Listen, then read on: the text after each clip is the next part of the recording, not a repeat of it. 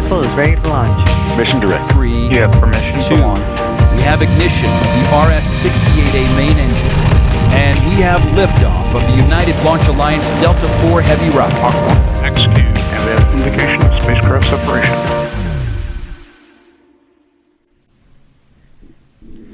At Space Launch Complex 37, a Delta IV Heavy rocket is fueled and ready to launch the NROL-44 mission for the National Reconnaissance Office.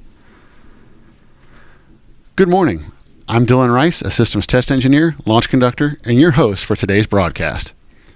T0 is set for 2:04 a.m., and the launch team is working one issue that may push us into the window. A few seconds from now, at T-minus 4 minutes, the launch count will enter a planned 15-minute hold. We have 2 planned holds in today's 9.5-hour launch count. These planned holds give our team additional time to resolve any issues that come up prior to entering terminal count.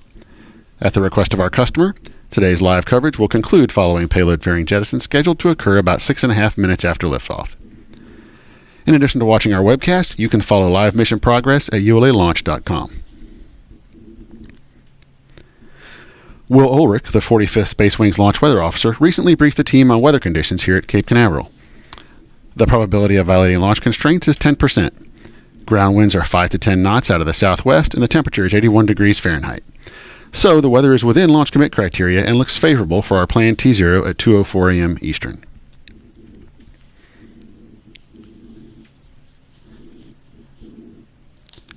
Today's flight will take an easterly heading away from our Cape Canaveral launch pad. Let's take a look at what else we can expect to see this morning. And liftoff of the United Launch Alliance Delta IV Heavy rocket. At T-minus 14 seconds, the ROFIs, which look like sparklers, ignite to burn off excess hydrogen injected into the flame duct. ROFI ignition is followed by ignition of the starboard Delta IV RS-68A engine at T-minus 7 seconds. 2 seconds later, the center and port RS-68A engines ignite, generating more than 2.1 million pounds of total thrust to lift the rocket off the pad. This staggered engine start mitigates the fireball created by the hydrogen-burning Delta IV Heavy. Shortly after liftoff, Delta IV begins a pitchover to attain the proper flight path, while minimizing the pressure the vehicle experiences during flight.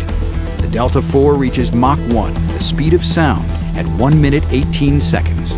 2 seconds later, the rocket experiences maximum dynamic pressure as it travels through Earth's atmosphere. At 3 minutes 56 seconds, the port and starboard booster engines shut down.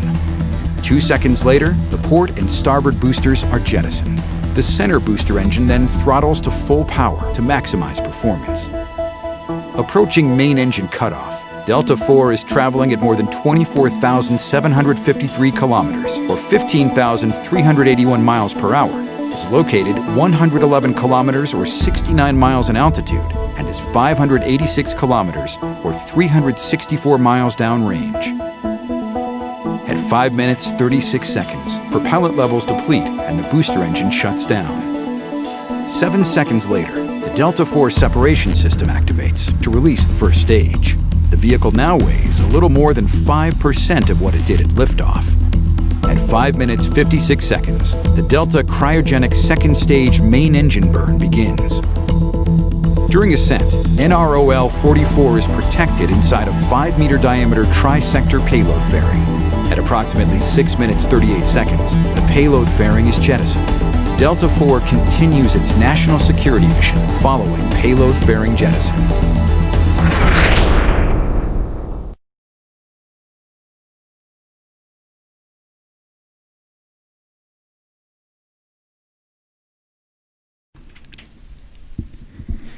ULA is using the Delta IV Heavy configuration to launch the NROL-44 mission. This is the 12th Delta IV Heavy launch and ULA's 141st mission. Delta IV Heavy is built in Decatur, Alabama, and it's our largest, most powerful configuration. It's comprised of 3 common booster cores, each powered by Aerojet Rocketdyne RS-68A engines, and a Delta cryogenic second stage powered by an Aerojet Rocketdyne RL-10B2 engine. It's equipped with a 5-meter payload fairing, which you can see here. Events began July 27th when the spacecraft, encapsulated inside that payload fairing, was transported to the Mobile Service Tower at Space Launch Complex 37 and vertically integrated to the Delta Heavy rocket. About 6:30 p.m. last night, final preps began. The Delta Mobile Service Tower is 300 feet tall, 100 feet wide, and 100 feet long, making it as tall as a football field is long and as wide as a basketball court. It weighs about 10 million pounds. There are 40 hydraulic cylinders at pressures nearing 3,500 psi that raise the MST 8 inches prior to moving it back to its park position. The MST uses a carriage transporter system. It travels about a quarter mile per hour and takes about 25 minutes to roll the MST to the launch position 345 feet north of the launch vehicle. Delta IV stands 235 feet tall, or about 23 stories, and weighs about 1.6 million pounds fully fueled. The 3 big RS-68A engines produce more than 2 million pounds of thrust at liftoff.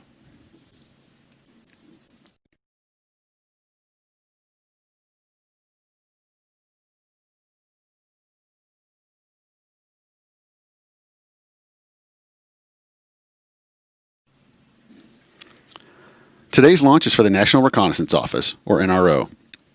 This is ULA's 29th launch for the NRO and the 8th use of the Delta IV Heavy for the NRO.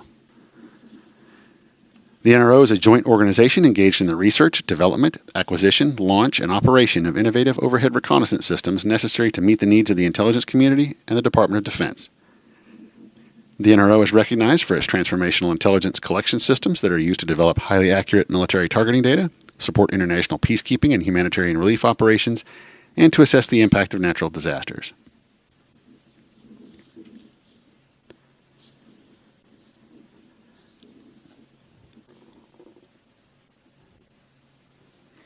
Earlier this week, we had the chance to hear from the L-44 trajectory engineer, Corey Buckingham. Let's take a look at what he mentions is unique about the Delta IV Heavy and today's flight. Hi, my name is Corey Buckingham. I'm the trajectory engineer for the L-44 mission. There's a few reasons the Delta IV Heavy is the only vehicle that can launch the L-44 payload. Primarily, it's the payload fairing. The ULA payload fairing is 65 feet long and 5 meters in diameter. That's about 16 and a half feet. And it provides sufficient payload volume capacity for the L-44 satellite. The performance capability is the combined performance of the first stage and the second stage. As you can clearly see, there are 3 boosters that provide over 2 million pounds of thrust to lift the vehicle off the pad. It's going to be a brilliant show. I can't wait to see it. Now talking about the second stage, the DCSS, the Delta Cryogenic Second Stage, is a very capable and highly performing second stage. A big contributor to the second stage performance is the extendable nozzle of the DCSS. We launched the mission with the nozzle in the stowed position, and then after booster jettison, the nozzle deployment system extends the nozzle to its full length. This very long nozzle is a huge performance increase because of the increase in ISP, specific impulse. ISP is how we measure the efficiency of a rocket engine. It is calculated as thrust divided by the flow rate of the propellants. A great way to think about ISP is related to your car. Your car's engine, the efficiency is measured in miles per gallon. It's a very similar concept with rocket engines, and the high ISP allowed for by the extendable nozzle of the RL-10 allows us to achieve the orbit of the L-44 payload. So if you're looking for someone to blame for the very early launch time, you can blame me. I'm the trajectory engineer, so I'm responsible for publishing the launch period. So how do we calculate the launch period? The time of launch is driven by the RAN, R-A-A-N, right ascension of the ascending node. The RAN is essentially a sun relative angle that the spacecraft requires us to achieve at spacecraft separation. So once we have the trajectory designed, the knob that we have to turn is the launch time. So we set the launch time to achieve the correct RAN. But then if you stop there, you have an instantaneous launch period. We want as long a launch period as possible to give us the best chances of launching on any given day. For L-44, we have a nearly 5-hour launch period. So how do we get there? Trajectory design incrementally steps out the trajectory until we reach the window open and window close time. That duration defines the launch period. Now these edge trajectories, they need to steer more and use more performance than the window optimal case in order to achieve the same orbit targets. We load specific guidance and navigation parameters depending on when we launch within the launch period so that robust guidance algorithms can get us to the correct orbit no matter when we launch within the launch period. This is just another factor of how the Delta IV Heavy can support the L-44 payload. Personally, I've been working on the L-44 mission for almost 4 years now, so I'm very excited to see all of our hard work come to fruition when it lifts off into the night sky. But more importantly, I'm looking forward to this vital asset to get on orbit and begin supporting the U.S. intelligence community, supporting national security space, and keeping Americans safe.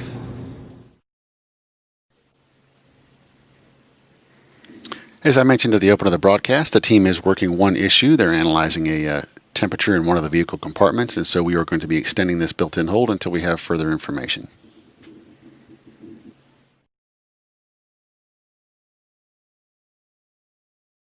As they do for every mission, the NRO provided unique artwork for NROL-44. Here's the story behind the art.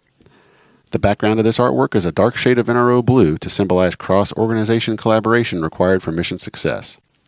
In the foreground, we see a wolf howling as a warning to its pack as the first point of detection for signs of trouble. The wolf pack represents the nation and the international community leveraging and supporting the steadfast sentry. Lastly, the falling snow represents the purity of the NRO's intentions and the serene calm of peace.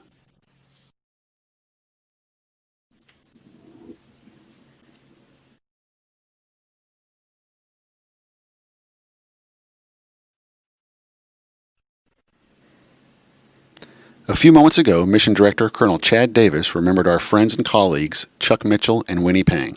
Let's listen in.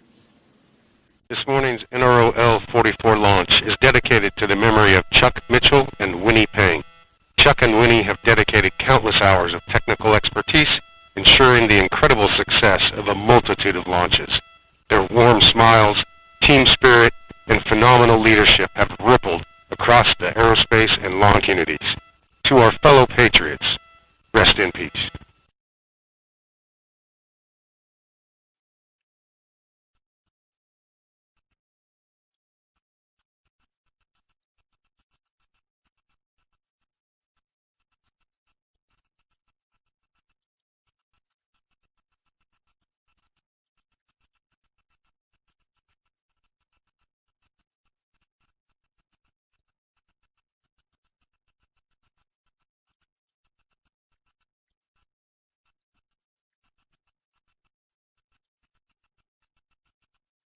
LC on 1 AC. Go AC. Okay, we have yet another ECS adjustment for you. This is for the inner tank. Currently it's 70 degrees F. We want to take that to 80 degrees F. Roger. ECS LC. Go. Please take inner tank from 70 degrees Fahrenheit to 80 degrees Fahrenheit. Roger.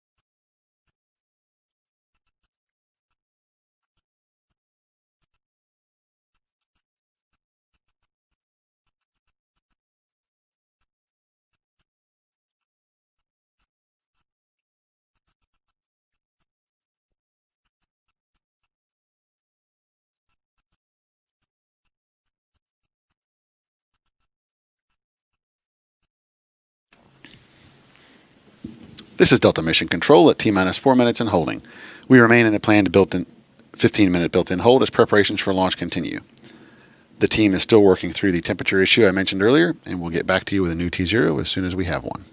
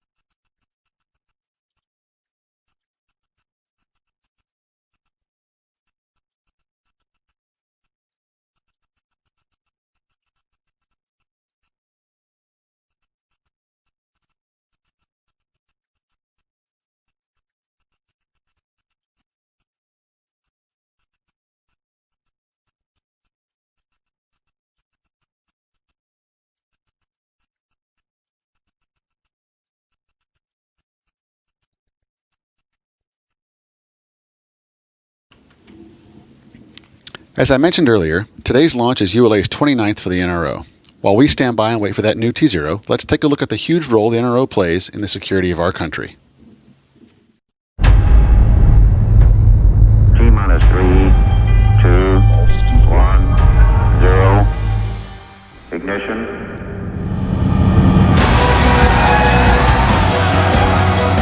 We are the agency that made the impossible possible, protected the world, and brought technology to levels undreamt of. Go Centaur. The race to space was a series of firsts, and we were there.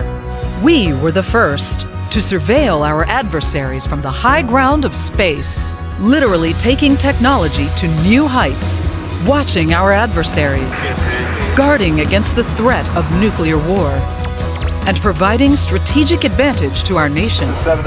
We were the agency no one had heard of, because we worked in total secrecy. But we've stepped out of the shadows, and we are writing the next chapters of American space technology. We are the National Reconnaissance Office, the NRO, the world leader in our tradecraft, collecting top secret imagery and signals from space. Natural disasters threaten thousands of lives. Conflicts displace millions, and adversaries mount threats. We give advance warning, aid in the aftermath, protect our citizens, and safeguard the world. We are the only agency that develops these tools, partnering with the intelligence community, the military, and the best of private industry to drive innovation. We are the leader in space intelligence systems, the NRO. At the heart of it, our people. People who take satellites from idea to orbit, focusing talent and resources, developing, building, launching, operating sophisticated NRO systems that help us maintain global vigilance 24/7, 365. Small sats made possible by miniaturization, reducing costs and expanding possibilities. Large satellites with capabilities designed to answer our toughest national security questions. Pioneering achievements on the ground, where analysts bring it all together. How do we do it? By investing in the latest research and development, using augmentation, automation, machine learning, and artificial intelligence, employing acquisition strategies to encourage competition, enabling us to work with the industry's best and brightest, like-minded people, committed to technology without limits.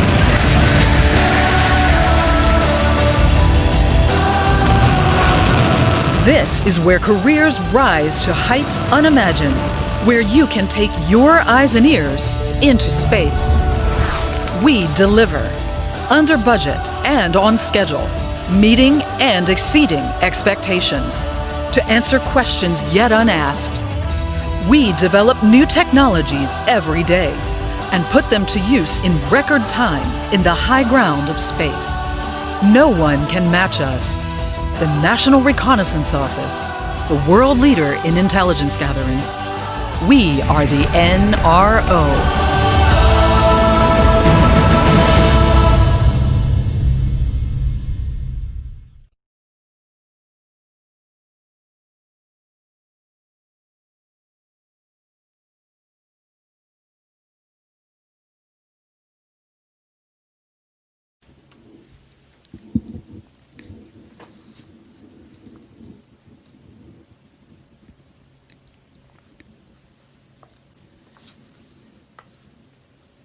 While the team continues to evaluate the issue and evaluate our new potential T0s, one of the other items that the team will be reviewing is data from the wind balloons that are launched from here at Cape Canaveral Air Force Station.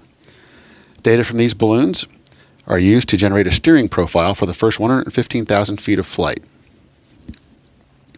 These balloons provide data on wind, temperatures, etc. that we use to design the pitch, yaw, and roll steering profile for early ascent. This steering profile is loaded onto the flight computer 30 minutes before launch. It can be updated within the launch period if our launch time is delayed. We have this capability on all configurations of our vehicles because it allows us to minimize the effects of wind shear, which reduce dynamic loads on the vehicle and spacecraft, and provides for more launch availability during periods of strong upper-level winds.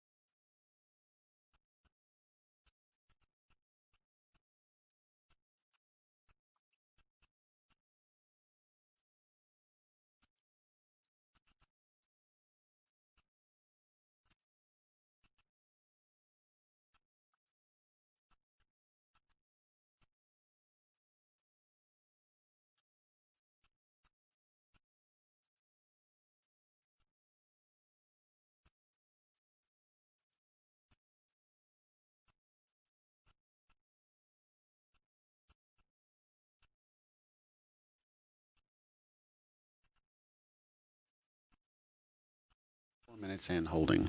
We continue to stand by for a new T0 while the team evaluates a thermal issue on the vehicle. While we do that, we'll take some additional views of the vehicle on the launch pad. There you can see the Delta logo with the number in the middle. The Delta rocket program has a long-standing tradition of noting the number of vehicles launched, beginning from the very first Delta rocket in 1960. The launch of NROL-44 will mark the 385th launch of a Delta rocket. Delta rockets have launched many of the world's vital space assets. Let's take a look at the impressive legacy of the Delta family of rockets.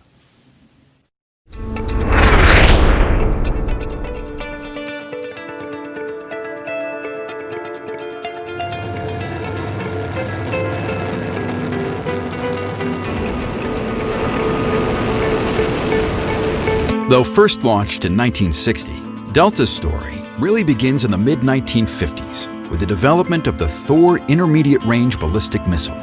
Named after the Norse god of thunder, Thor was created in response to a growing fear that the Soviet Union would beat the US in the deployment of a long-range ballistic missile.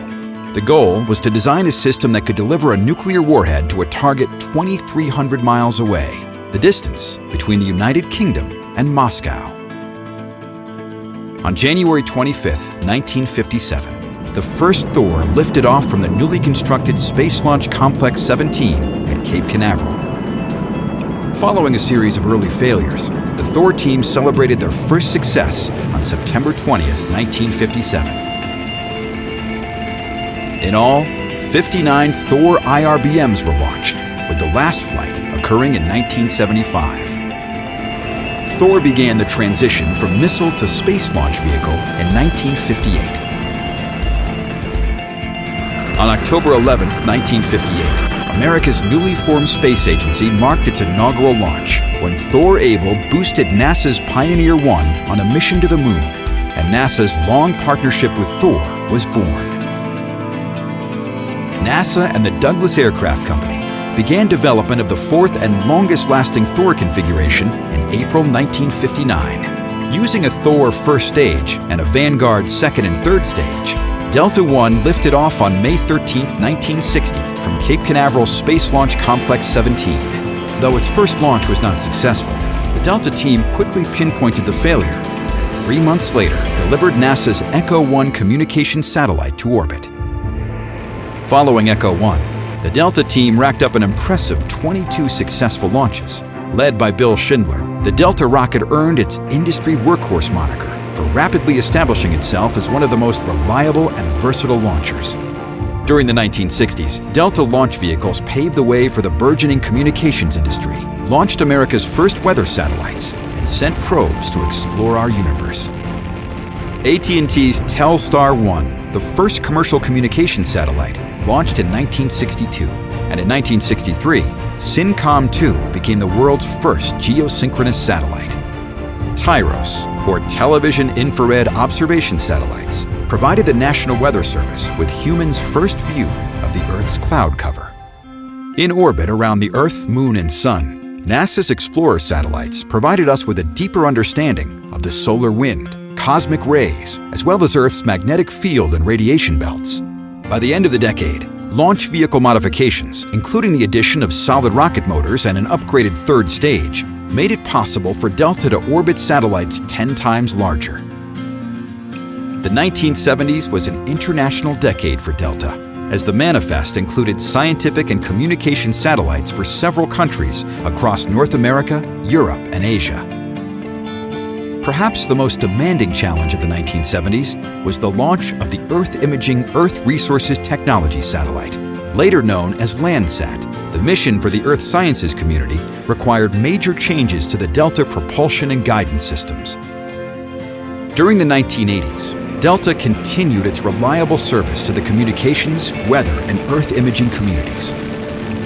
As capable as the Delta rocket proved to be, production came to a halt in the early 80s when national space policy dictated that the space shuttle be used as the US's primary launcher, signaling the end of the expendable launch vehicle.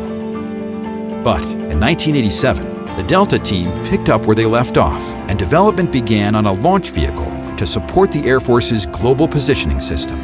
On February 14, 1989, Delta 184 began a new chapter in space launch history as it lifted off from Space Launch Complex 17, demonstrating an incredible feat. The Delta II had gone from development to launch in just 2 years. To accommodate the larger GPS satellites, engineers improved the Delta rocket in several ways. The fuel tanks were stretched, a new payload fairing was developed, and larger solid rocket motors were incorporated. The modifications resulted in increased performance and flexibility. By the mid-1990s, the Delta II had delivered the fully operational 24-satellite GPS constellation. And though it was developed for the Air Force, Delta again became a reliable partner to both NASA and its commercial customers. Over the course of its more than 20-year run, the Delta II has launched some of America's best-known scientific and exploration missions. +4, 3, 2, we have main engine start, 0, and liftoff of the Stardust spacecraft. Liftoff of the Delta II rocket carrying the Spirit from Earth to planet Mars. Liftoff of the Delta II with Grail. Journey to the center of the moon. On the commercial side, Delta II launched the Global Star and Iridium constellations, which brought satellite telephone communication to the world. Continuing its evolution to meet the growing demands of its satellite customers, the Delta team developed the more powerful Delta III. Though short-lived, the Delta III doubled the performance of the Delta II. Ignition and liftoff of the Boeing Delta III rocket. Stage systems looking normal. Engine burners keep burning normally, and all sections ground. In partnership with the Air Force's evolved Expendable Launch Vehicle program, the Delta team began development of the next-generation Delta rocket in the mid-1990s. And we have liftoff of the first Boeing Delta IV rocket carrying the W5 telecommunications satellite for Eutelsat of France. All Delta IV configurations begin with the Common Booster Core, powered by the RS-68A main engine. The Delta IV Heavy, with its 3 common booster cores, deliver our nation's largest missions to orbit. Liftoff of the United Launch Alliance Delta IV Heavy rocket carrying the NROL-44 mission for the National Reconnaissance Office. Delta IV launch vehicles are produced at a 1.5 million square foot state-of-the-art facility in Decatur, Alabama. Processing and launch takes place at Space Launch Complex 37 at Cape Canaveral Air Force Station and Space Launch Complex 6 at Vandenberg Air Force Base in California. Range safety arm light on. Right. Affirmative. Range ready. Ready. Water system ready. From its early beginnings as a weapon and deterrent, through its transformation into a space launch vehicle, Delta has reliably supported our nation for more than 60 years. Delta's legacy as a workhorse continues today and is a testament to the persistence, dedication, and commitment of an enterprising team that has continually evolved the Delta rocket to support a changing world. 5, 4, 3, 2, 1, and liftoff of the United Launch Alliance Delta IV Heavy rocket.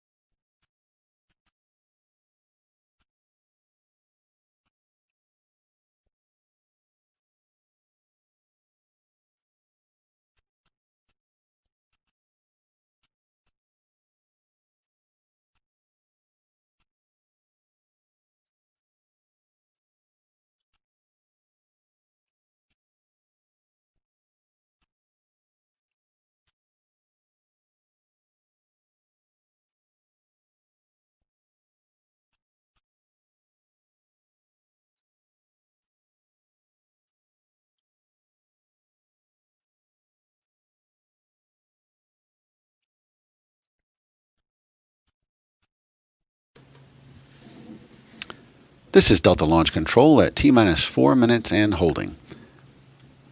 The team continues to work through a lower than expected temperature condition in one of the vehicle compartments and has not selected a new T0 at this time. No matter when we lift off within the launch window, the trajectory is fixed through payload fairing jettison. A fixed ascent profile makes the range safety analysis more straightforward because areas that are cleared do not have to change if the launch times move within the launch window. Robust guidance algorithms make corrections later in the mission in order to achieve the target spacecraft orbit. These guidance algorithms account for all the mission constraints, which could be structural or thermal, for instance, how long the spacecraft spends in the sun, and adjust the duration of each of the 3 main engine burns to ensure that the spacecraft arrives where our customer wants it on time.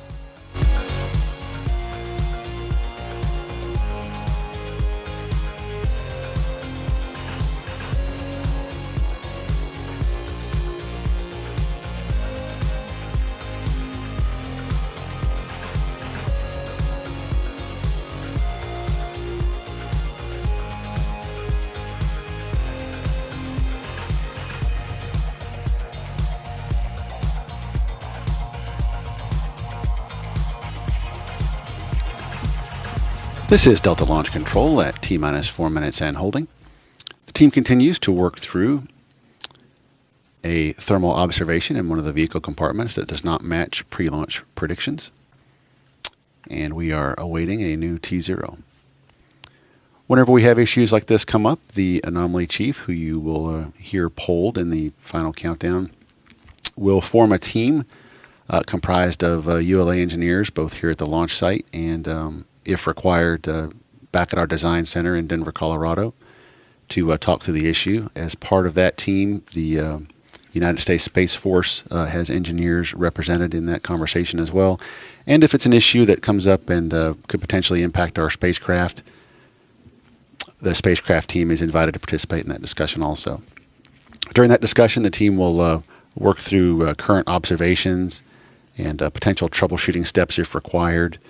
The entire team will concur on a go-forward plan that will allow the launch to proceed or provide additional data with respect to the given condition. And once the entire team agrees, the team will either proceed with the count or proceed with troubleshooting as prescribed by the anomaly team. Once the issue is resolved, the anomaly chief will come to Net 1 and provide an outbrief to the launch director and the mission director and the launch conductor, indicating that the condition has been resolved and operations can proceed for launch. So we'll continue to stand by while the team talks through the thermal concern, and we'll provide updates as they are available.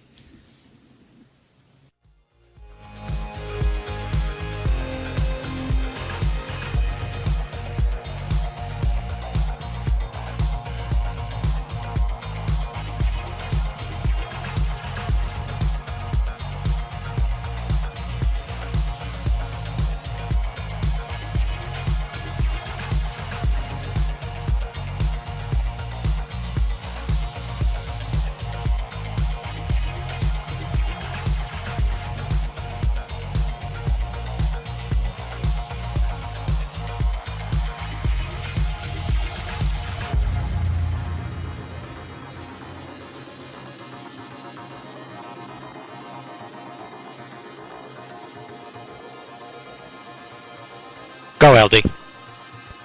LC, at this time, please load new target set, segment Bravo. Roger. Flight control, LC, Net 1. This is flight control. First step 1450. Load contingency trajectory using autofile FPCS D Delta Victor 041-002 _ Charlie Alpha Sierra Echo _ Bravo. And revised guidance STL CRC is 5 Delta Charlie 8. Roger. And work.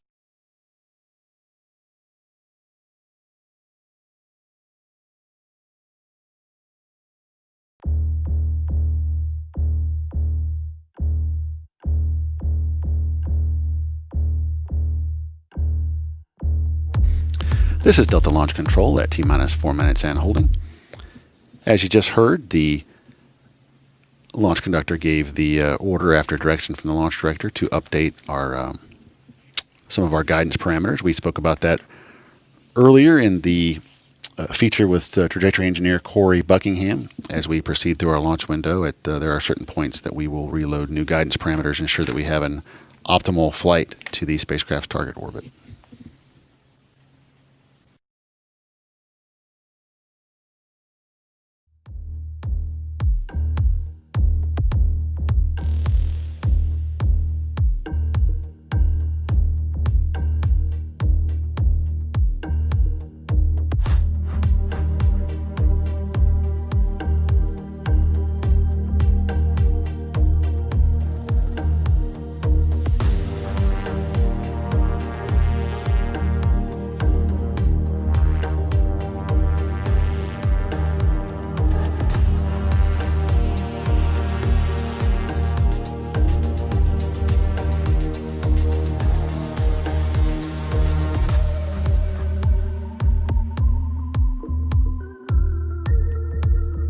LC flight control.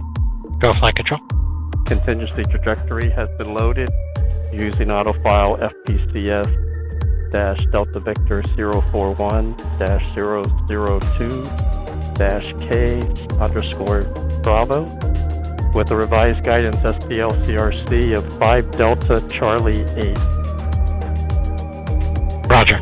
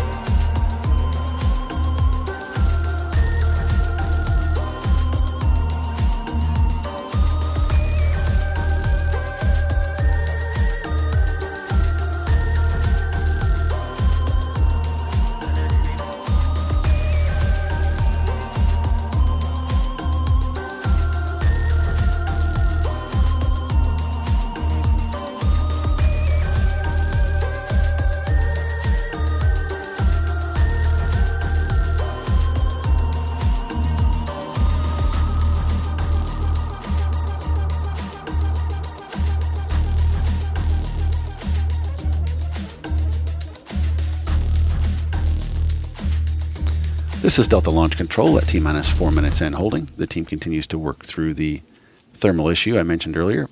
So while we're waiting on that, we'll take you through some additional shots of Launch Complex 37. This is a wide-angle shot. On the left-hand side of the screen, you can see the fixed umbilical tower with the 3 swing arms reaching over to the Delta IV Heavy vehicle.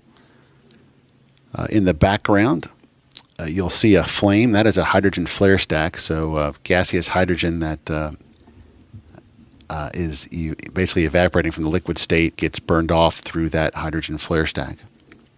It's actually quite a bit of distance away from the launch vehicle, so even though you're on your screen, it may look very close to the launch vehicle. There's actually quite a bit of distance there. And then off to the right side of the screen is the mobile service tower I mentioned earlier.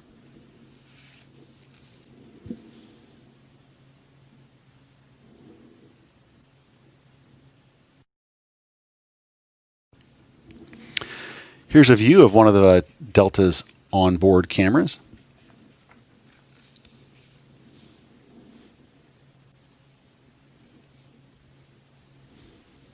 This camera is on the second stage looking down.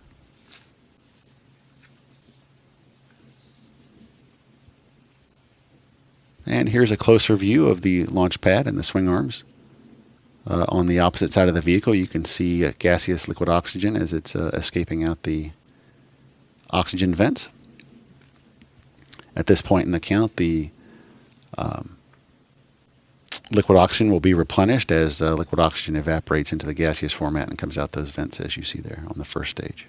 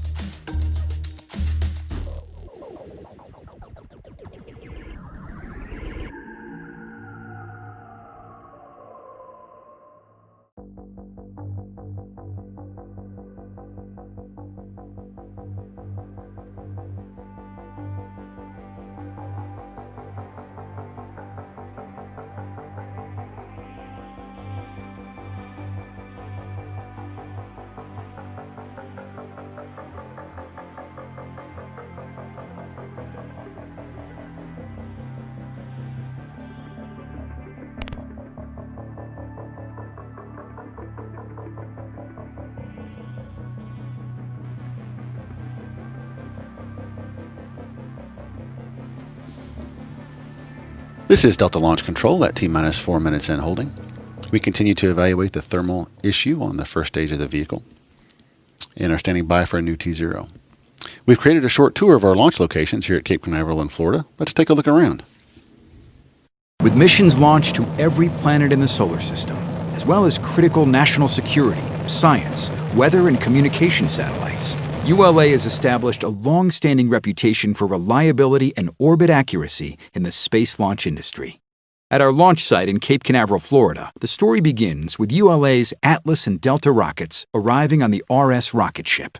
The rocket ship is a specially designed cargo ship used to transport rockets from ULA's 1.6 million square foot production facility in Decatur, Alabama. Rocket ship is large enough to carry a complete Delta IV Heavy rocket. That's 3 boosters, a second stage, and a payload fairing. Once loaded, rocket ship departs ULA's dock and travels through the Tennessee River, then onto the Ohio and Mississippi rivers, then goes out into the Gulf of Mexico. From there, the ship travels through the Atlantic Ocean, around the southern tip of Florida, and north to Port Canaveral. Rocket ship was designed with several features to ensure successful delivery, including the ability to adjust its draft for shallow water and rudderless steering, which minimizes the need to tug. Atlas V boosters are transported from the ship to the high bay in the Atlas Spaceflight Operations Center, or ASOC, for final preparations. Delta IV boosters are moved to the Horizontal Integration Facility, or HIF, where they are mated together to form the Delta IV Heavy configuration. With final checks completed, the boosters are transported to the launch pad for Launch Vehicle on Stand, or LVOS. The 107-foot-long Atlas V boosters are brought to Space Launch Complex 41 and are hoisted into a vertical position using a crane and placed onto the Mobile Launch Platform, or MLP, in the Vertical Integration Facility, or VIF. Delta IV Heavy rockets are raised vertically by a fixed-pad erector at Space Launch Complex 37. The fixed-pad erector uses a single hydraulic piston to rotate the boosters 90 degrees inside the Mobile Service Tower, or MST. LVOS is followed by the addition of solid rocket boosters, and then the second stage. Next comes Wet Dress Rehearsal, or WDR, which is an end-to-end launch simulation, from fueling through spacecraft separation. Meanwhile, the ULA team is also working simultaneously to help the customer encapsulate their payload into the rocket's payload fairing. The encapsulated payload fairing is the final piece to be mated to the rocket. With the rocket stack complete, the spacecraft team tests all of the interfaces with the rocket and the launch pad. Once the rockets are completely assembled, final launch preps begin. For Atlas V rockets, launch countdown begins with moving the rocket from the VIF to the pad. The quarter-mile trip uses 6 components to complete the 20-minute trip. Weighing in at about 2 million pounds, the MLP supports the rocket and contains air conditioning, electrical, and commodities, while the undercarriages bear the weight of the MLP and rocket. 2 rail cars lead the move, with the payload van providing communication to the payload, while the ground van houses the ground support for the rocket. At the rear of the convoy, the portable environmental control system provides air conditioning to the payload and rocket. Finally, track mobiles provide the power to move the 3.5 million pound convoy. For Delta IV Heavy rockets, the process looks quite different. Approximately 9 hours before T0, final preparations begin as 40 hydraulic cylinders at pressures nearing 3,500 psi move the 10 million pound MST. It's first raised 8 inches and then rolled back. Delta uses a carriage transporter system, traveling at about a quarter mile per hour. It takes about 25 minutes to roll the MST to its launch position, 345 feet north of the Delta IV rocket. The Delta IV rocket stands 217 feet tall, or about 21 stories, and weighs more than 900,000 pounds fully fueled. On the day of launch, nearly 30 engineers and managers are polled for system status and readiness to proceed.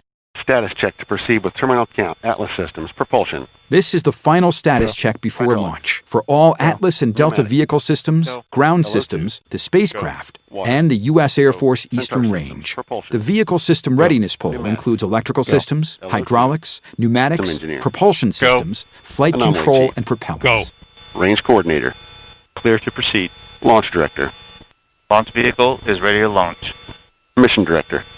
This is the mission director. You have permission to launch. Proceeding with the count. If the rocket is ready for flight and the weather is within the launch commit criteria, then polling will be completed and the team will have given the go for launch. T-minus 10, 9, 8, 7, 6, 5, 4, 3, 2, 1. There's ignition. And liftoff of the United Launch Alliance Atlas V rocket. For a typical Atlas V flight, the main engine and solid rocket boosters ignite to lift the rocket off the pad. Shortly after liftoff, the rocket begins a pitchover to attain the proper flight path, minimizing the dynamic pressure the vehicle experiences during flight. Within the first few minutes of flight, the vehicle reaches Mach 1, the speed of sound, followed by jettison of the solid rocket boosters. About 4 minutes later, propellant levels deplete and the booster engine shuts down, followed by release of the booster stage. At various times in flight, depending on the mission, the vehicle jettisons its payload fairing. From there, the second stage will continue carrying the spacecraft towards its destination with planned engine starts and stops. Finally, Centaur will release the spacecraft in its target orbit to continue its journey.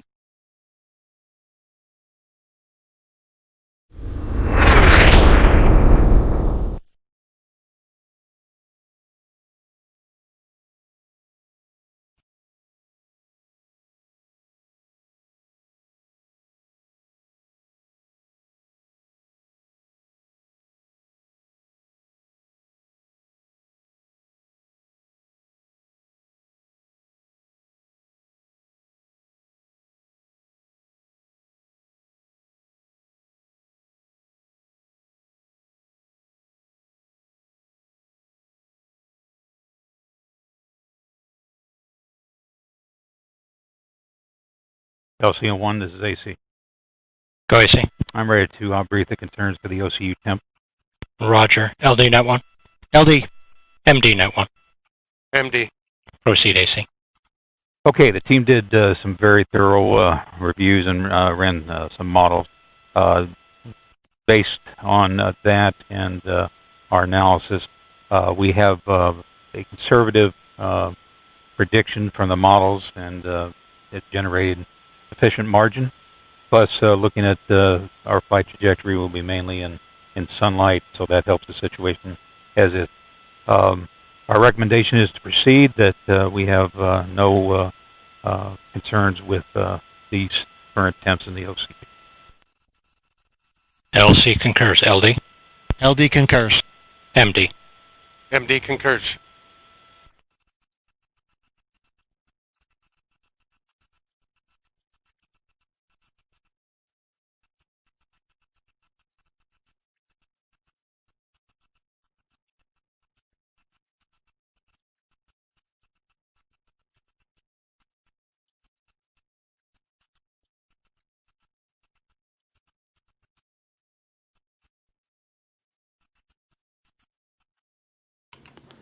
This is Delta Launch Control at T-minus 4 minutes and holding.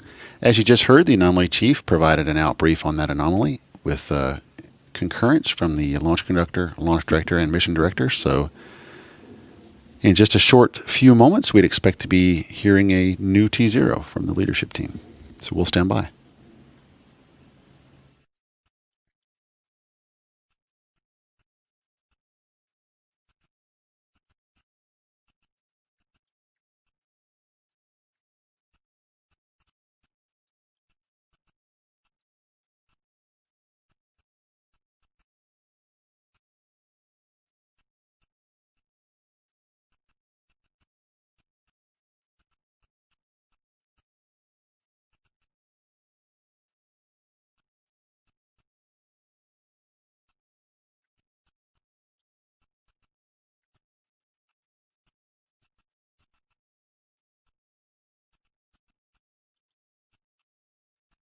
LC, LD channel 1. Go LD. LC, please coordinate a new T0 of 07:28:00 Zulu. Roger. 072800 Zulu. Good copy. ALC, please set the clock for a T0 072800. Roger. RC, LC. RC. Please coordinate with the range, new T0 072800. 072800 Zulu in work.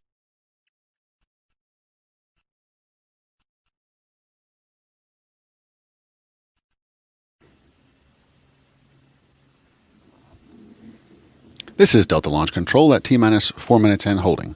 As you just heard, the launch team is now going to target a new T0 of 3:28 a.m. Eastern Time. The assistant launch conductor will reset the countdown clocks for the new T0 while the range coordinator goes to the eastern range and verifies the eastern range can support that new T0. LC, RC1. Go. Range is approved, new T0 072800. Roger. LC, ALC. Go. Countdown clock has been set for a new T0 of 0728. We're currently at L-minus 24 minutes. Roger. All right, team, the clocks are set, and we have an approved T0 0728 Zulu.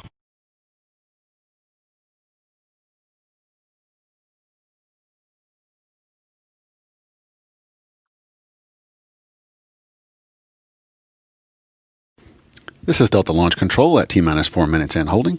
As you just heard, the new T0 has been approved, the clocks are reset, and the clocks are now counting down towards a new T0 of 3:28 a.m. Eastern Time.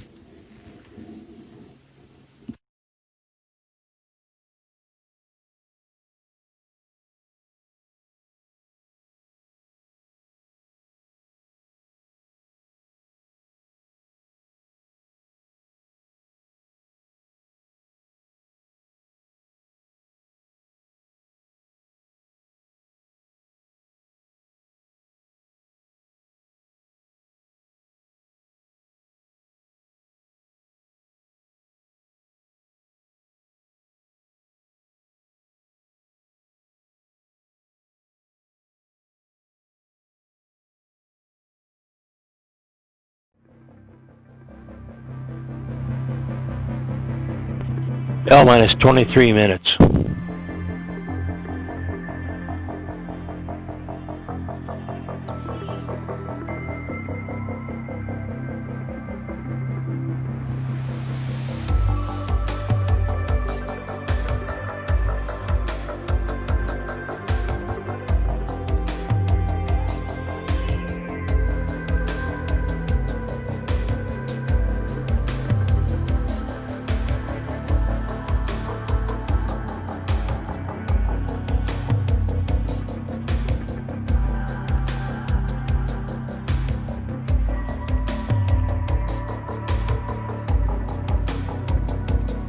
This is Delta Launch Control at T-minus 4 minutes and holding.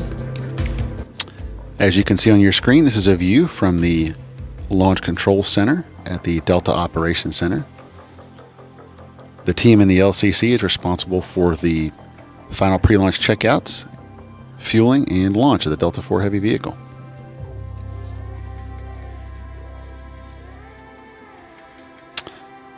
This is the Mission Director Center, or MDC.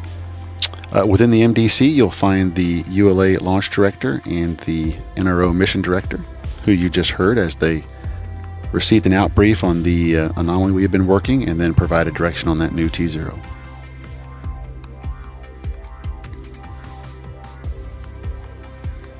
Here's a view from our DOSC, the Denver Operations Support Center. These are engineers that are responsible for the design and operation of the various subsystems on the vehicle. These engineers would have been engaged in the anomaly discussions and in the analysis that you heard referenced as the anomaly chief provided the out brief on that anomaly we worked a few minutes ago.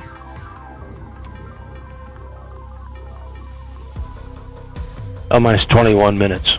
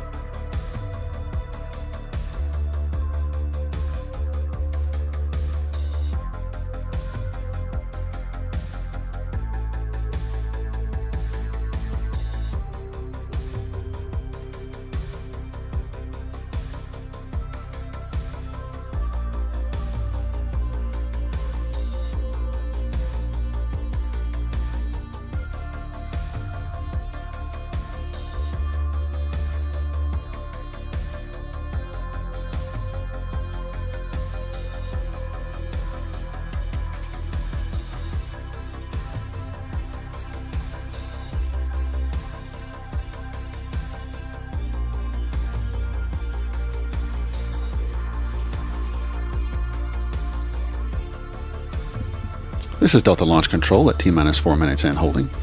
As you heard a few moments ago, the range coordinator went to the Eastern Range to request approval for a new T0.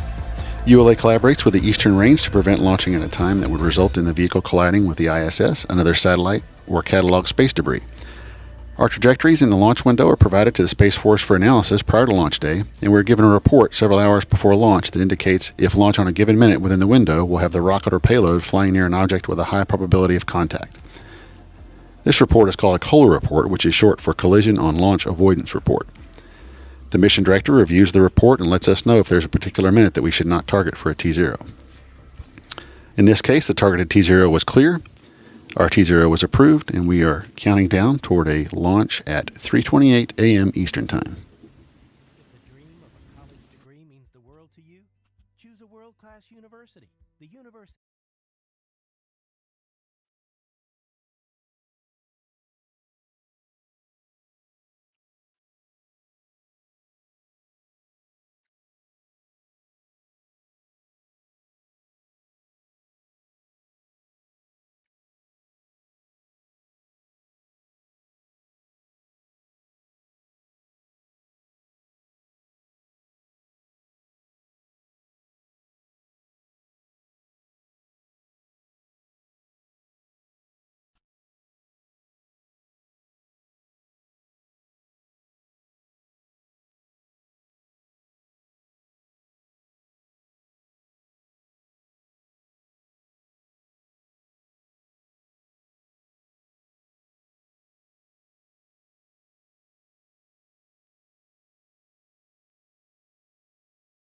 Go.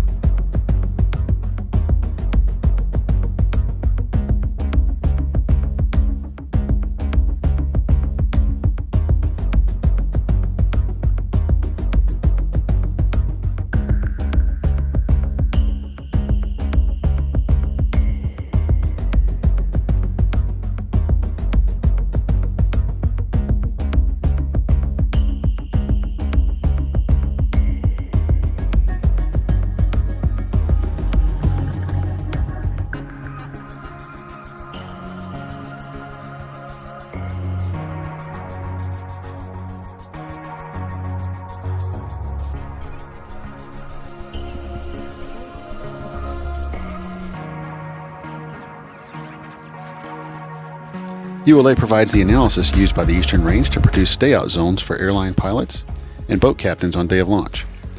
These stay-out zones prevent intentionally jettisoned rocket pieces from landing on airplanes and boats. The Eastern Range will produce NOTAMs, or notices to airmen, to indicate to pilots that the airspace around Cape Canaveral Air Force Station and along the launch vehicle's flight path should be avoided. In the event an aircraft enters this controlled airspace on launch day, local air traffic control will contact the aircraft and direct them out of the area.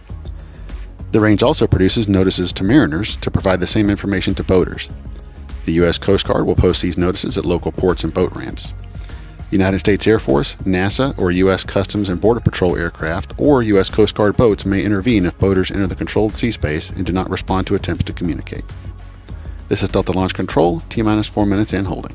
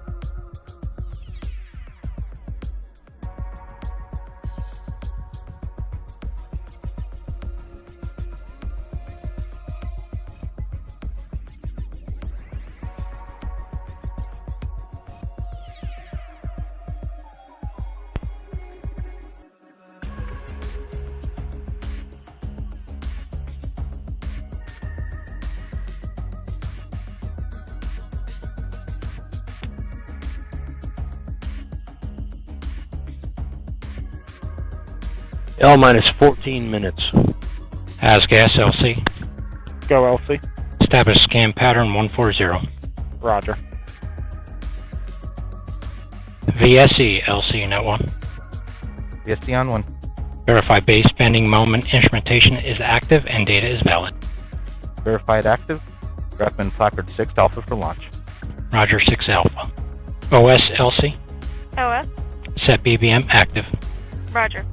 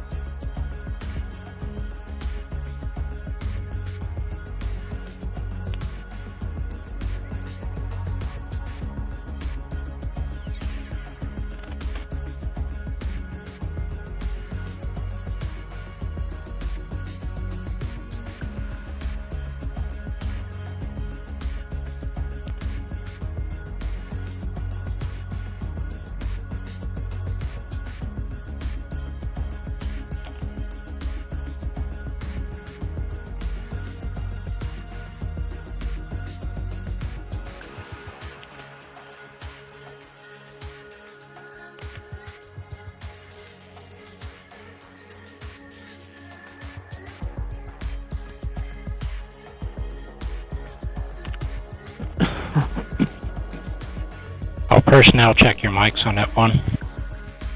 L-minus 12. MEQ, initiate retract data logger just prior to the L7 pole. Roger.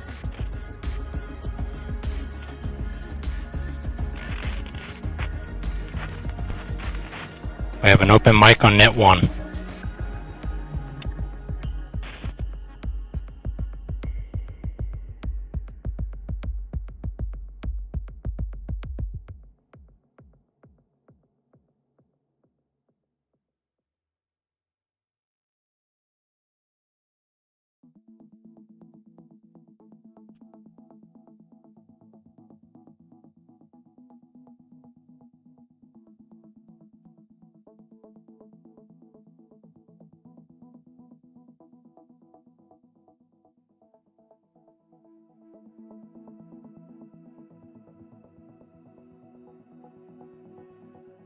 L-minus 11 minutes.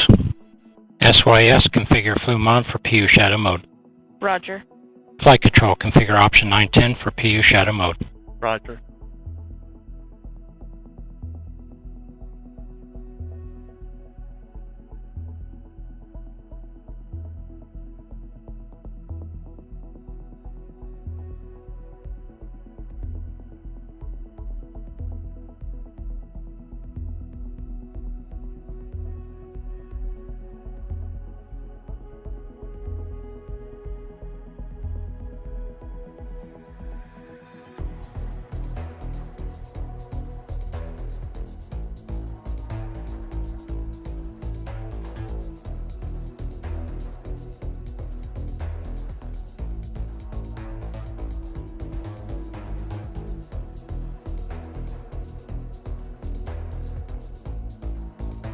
L-minus 10 minutes.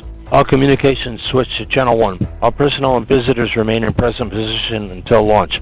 Maintain operational silence in the LCC. RC, verify solar radiation limits acceptable for launch. Verified. Terminal count briefing. If a condition exceeds a launch constraint any time after the terminal count status check, the observer shall announce hold, hold, hold on channel 1, identify their station, and briefly state the reason for the hold. Flight control, perform launch on time verification. Roger.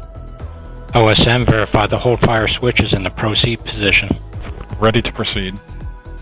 RLM, verify the red line monitor and vent table are in the correct configuration for terminal count. Verified.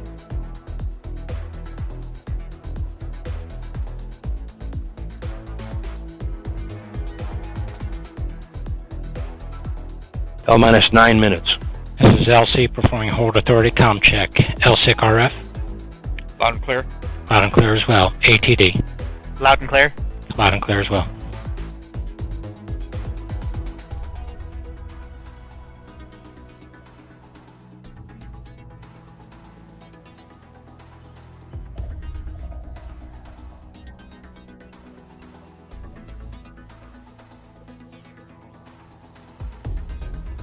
LC, launch on time verified.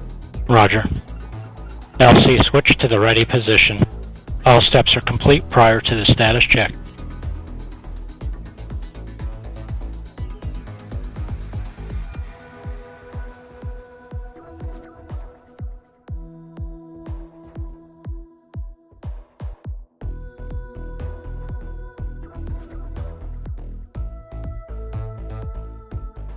L-minus 8 minutes.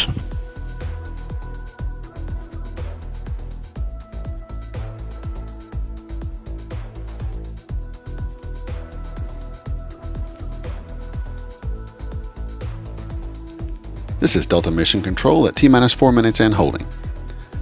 We remain in the built-in hold as preparation for launch continues. In a few moments, launch conductor Scott Barney will poll the launch team for the final go to pick up the count. 27 engineers and managers are polled for system status and readiness to proceed.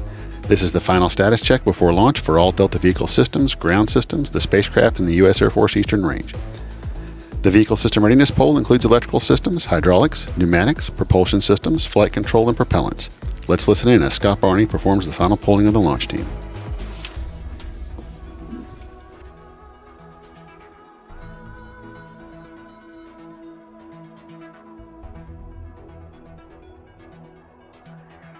L minus 7 minutes. Status check to proceed with terminal count. First stage systems, propulsion. Go. Hydraulics. Go. Locks. Go. LH2. Go. Second stage systems, locks. Go. LH2. Go. Electrical systems, airborne. Go. Ground. Go. Facility. Go. RFFTS. Go. Flight control. Go. COM. Go. GCQ. Go. Operation support. Go. Pneumatics. Go. Umbilicals. Go. HASGAS. Go. ECS. Go. Red line monitor. Go. Quality. Go. Ops safety manager. Go. ULA safety officer. Go. Vehicle system engineer. Go. Anomaly chief. Go. Range coordinator. Clear to proceed. Launch director. Launch vehicles ready to launch. Mission director. You have permission to launch. Proceeding with the count. L minus 6 minutes. MEQ, establish swing arm lock pins pull. Active. Polling is complete and the launch team has given the go for launch. The countdown will resume approximately 2 minutes from now, but before it does, let's walk through the final checks we'll hear from the launch team. Delta IV's liquid oxygen and hydrogen tanks have been full for approximately a half hour and in topping mode to replenish commodities that evaporate while we perform final valve and vent system checks. Once the terminal count begins, you'll hear indications that propellant topping has halted on all Delta first and second stage tanks. The oxygen systems are secured first, followed by the hydrogen systems, and all tanks will be pressurized for flight. The vehicle will transfer from ground electrical power to its onboard batteries. Hydraulic systems are pressurized and the vehicle's ordnance systems are armed. At T-minus 60 seconds, the eastern range will provide the range green call indicating that weather conditions are acceptable. All supporting assets are ready for liftoff and the air and sea adjacent to Complex 37 and along the flight path are clear. At T-minus 30 seconds, Launch Conductor Scott Barney will conduct one final short status check to verify all systems remain go for launch. Terminal count. At T-minus 15 seconds, the ROFIs, or radial outward firing igniters, will light to burn off residual hydrogen around the base of the vehicle. At T-minus 7 seconds, the starboard engine will ignite, followed by the port and core engines at T-minus 5 seconds, and liftoff will occur at T0. After liftoff, you'll hear the voice of Patrick Moore with launch vehicle ascent data.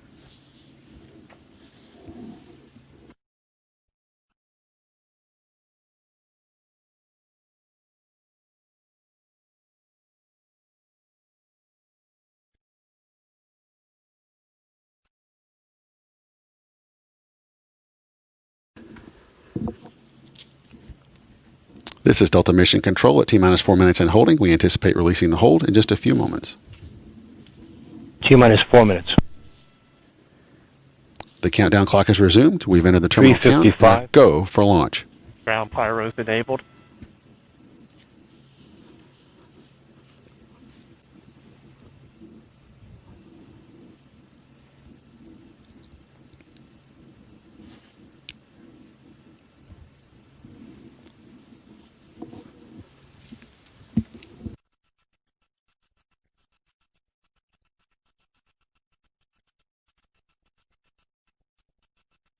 Minus 325. Second stage lock, secure at flight level.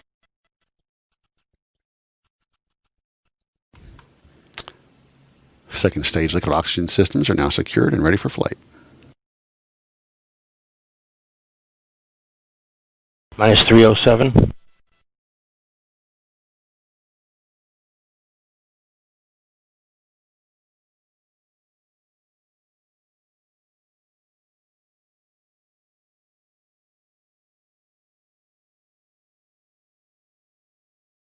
Minus 249. FTS internal.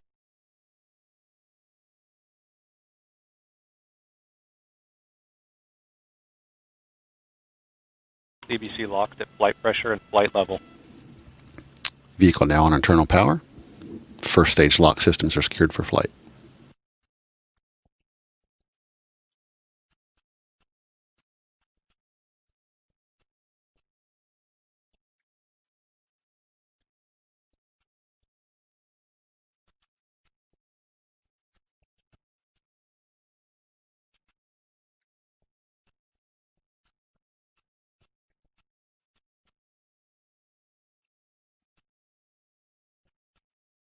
Minus 2 minutes.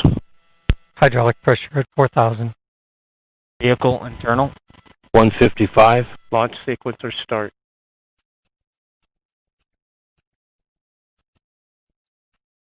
CBC LH2 at flight pressure and flight level. Minus 140. FPS launch enable. 137.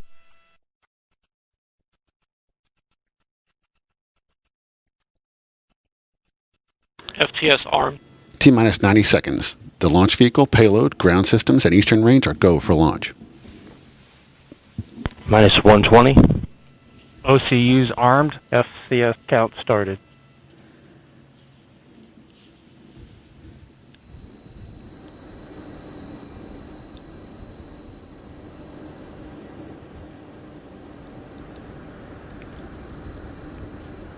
T-minus 1 minute.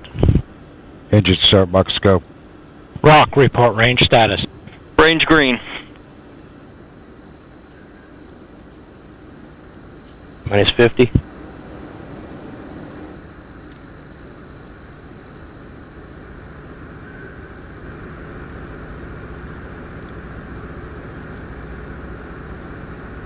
Second stage LH2 secure at flight level.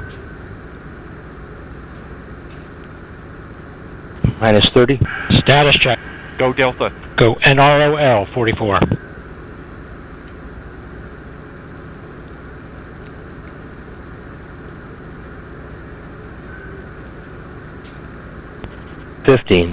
Trophy ignition. 10.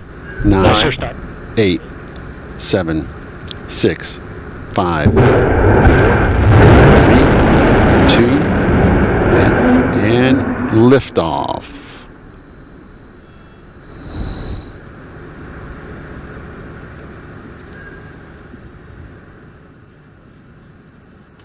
And stand by. We've obviously had a hot fire abort.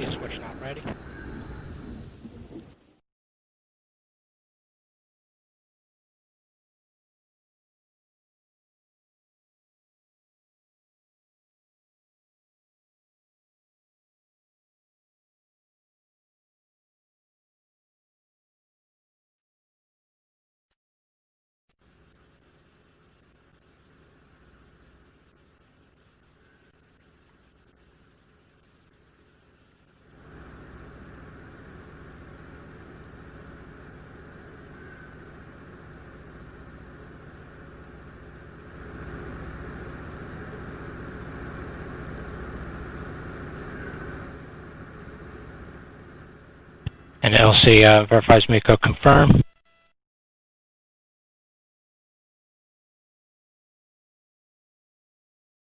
This is Delta Launch Control.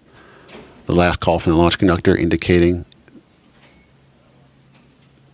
that he has confirmed that the engines did not start. At this point, the launch team will be securing the launch vehicle, ensuring that all systems are saved. 3 seconds. Received a TISR abort.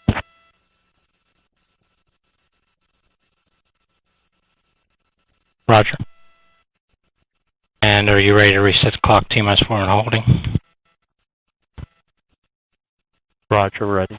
Roger. ALC reset countdown clock to T-minus 4 minutes and holding. Roger.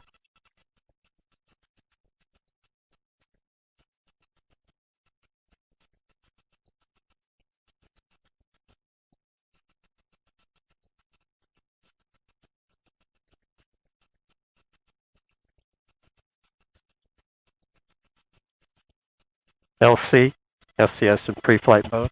Roger.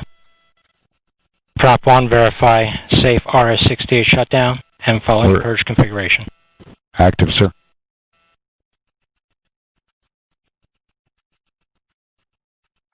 DST-1, LC. DST-1, best source select number 4 to switch best source select number 1 and best source select number 2 force to channel 1. Roger. MEQ, swing arm lock pins install. In work.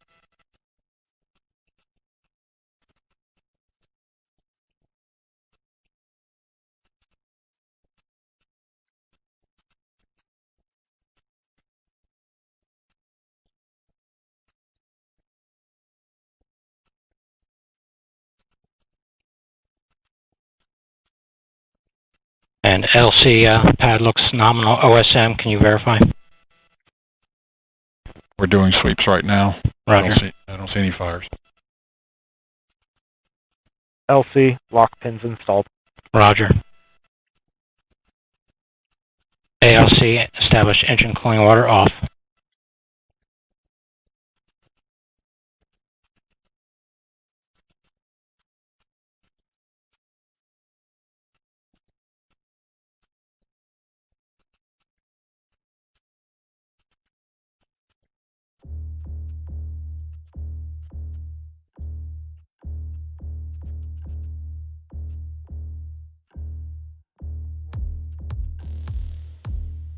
Water off.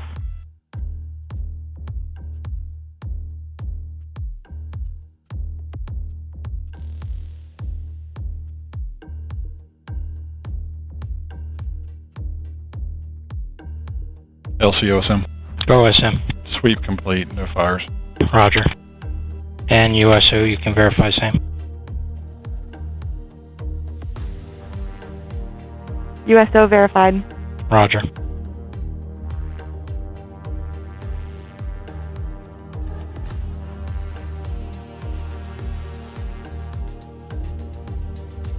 And MEQ LC.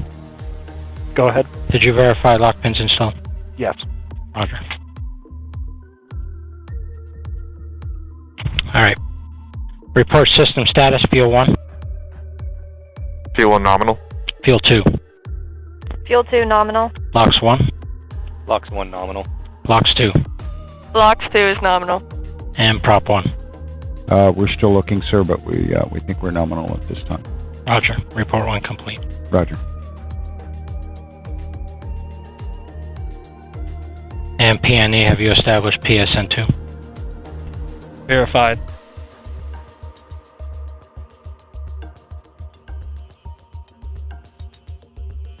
HYE, secure hydraulics. Roger. ASGAS, establish scan pattern 305. Roger. GE, establish arm igniters, reset. Reset. PNE, verify nose cone purge on and set heater to 164 degrees. Verified.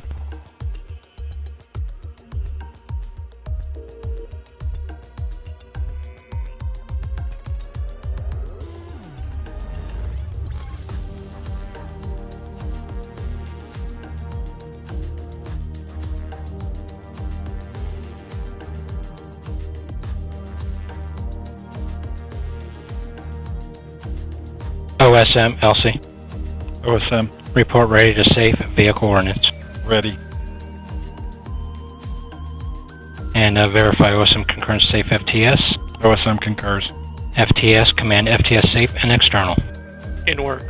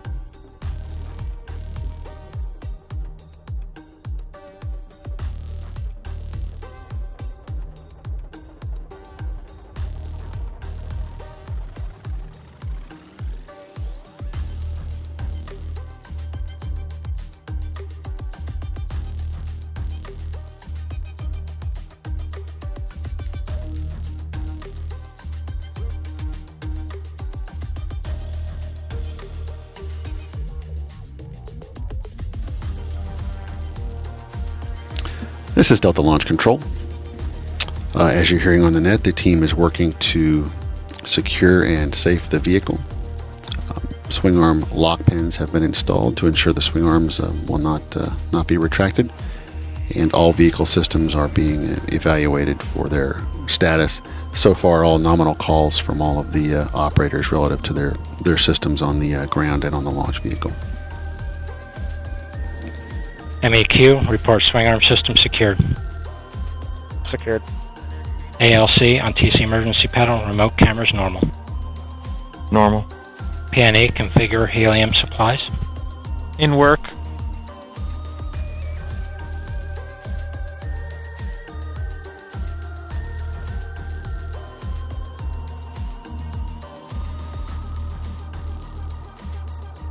LC, flight control is ready to detaking. Roger. LD, LC, that one. LDL1. LD, we had a hot fire abort at T-minus 3 seconds. We have performed our abort sequence securing. We are ready to proceed into detanking operations. Proceed, LC.